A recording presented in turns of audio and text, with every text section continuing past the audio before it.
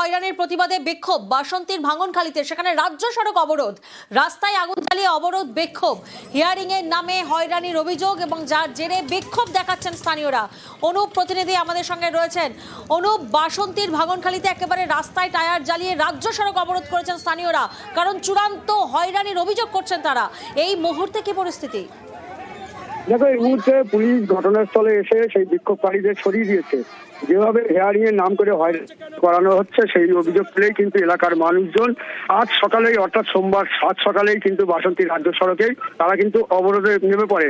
রাস্তার উপর টায়ার জ্বালিয়ে তারা কিন্তু বিক্ষোভ দেখাতে শুরু করে। দীর্ঘক্ষণ এই বাসন্তী রাজ্য সড়কে কিন্তু যান চলাচল ব্যাহত হয়। সাধারণ মানুষের যেমন যাতায়াতের অসুবিধা হয় যানবাহনের। কারণ হচ্ছে এলাকার মানুষজনরা বারবার অভিযোগ করছে যে এই যে হিয়ারিং করা হচ্ছে সেই হিয়ারিং এ নিয়েই কিন্তু বারবার হয়রানি করা হচ্ছে। এই ঘটনায় তারা কিন্তু ক্ষোভ দেখাচ্ছেন এবং ক্ষোভে এতটাই তারা উত্তেজিত হয়ে পড়ে, সেই রাস্তা অবরোধ করে দেয়। ঘটনার খবর পায় ক্যানিং মহকুমার পুলিশ আধিকারিক, তিনি এবং প্রচুর পুলিশ নিয়ে এসে সেই রাস্তা থেকে তারা বিক্ষোভ তুলে দেয়। তবে কিছুটা স্বাভাবিক হয়েছে যান চলাচলে, কিছুটা পরিস্থিতি স্বাভাবিক। ধন্যবাদ। এসআইআর বিরুদ্ধে এসআইআর সাধারণ মানুষের যেন উপকার হবে, কিন্তু দেখি যারা 2002 সালে যাদের নাম আছে তাদের নামে নোটিশ এসছে, তার থেকে হয়রানি করা হচ্ছে অযথভাবে। আমরা প্রশাসনকে জানিয়ে বিডিও সাহেব বলছে আমার কিছু করার নেই, এসডিওকে বলুন, এসডিও সাহেব বলছে এসআইআরকে বলুন। কোনো দলের পক্ষপাতিত হয়ে নির্বাচন কমিশনার তার নিরপেক্ষতা না রেখে এই এসআইআর করছে। এখানে কজন রোহিঙ্গা, কজন বাংলাদেশের লোক আছে, তাদেরকে চিহ্নিত করা হয়, তাদেরকে চিহ্নিত করা যায়নি।